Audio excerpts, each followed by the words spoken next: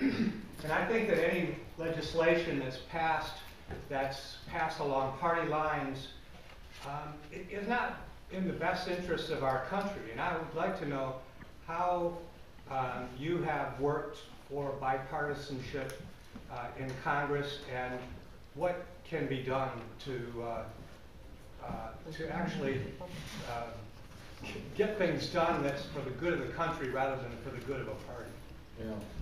Yeah, it's a serious problem. During the 1990s, I worked very close with someone who was still one of my best friends. We teach a class together at George Mason University for honor students in politics and government. His name was Tom Davis. He represented the adjoining district. He had been chair of the Board of Supervisors in Fairfax. I had been mayor of Alexandria.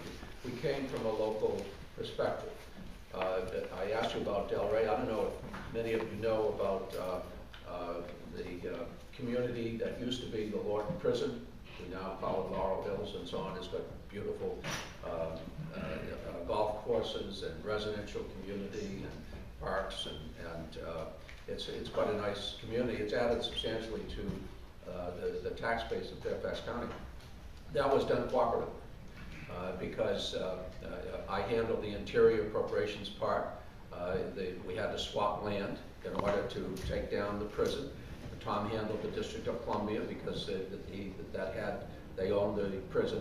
We worked together. We closed down that prison that had been open for, what, 70 years approximately, and transformed that neighborhood. I worked very closely with John Moran on getting the Woodrow Wilson Bridge and the Springfield Mixing Bowl funded and constructed. The Metro, Tom got the authorization through the committee. I got the Democratic votes to pass it. So I have a pretty decent record of working in a bipartisan fashion.